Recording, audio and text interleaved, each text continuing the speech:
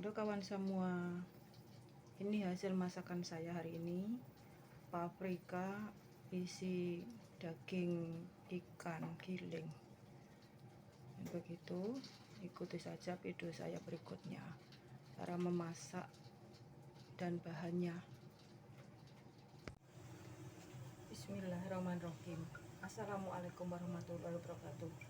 Kawan semua, saya di sini mau masak paprika ini sama daging ikan. Ini daging ikannya ditaruh sini.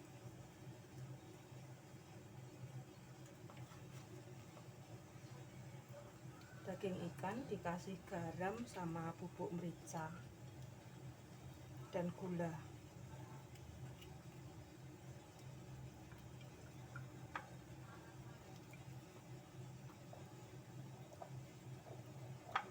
Namanya orang Cina bilang Yong Lacu. Ini paprika ya, tapi besar berwarna tuh.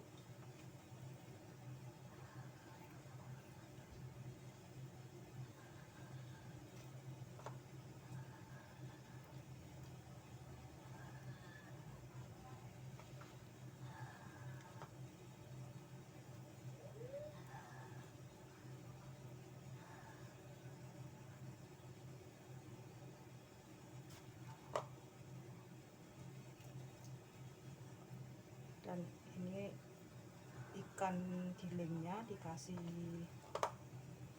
bawang pre, daun pre itu juga.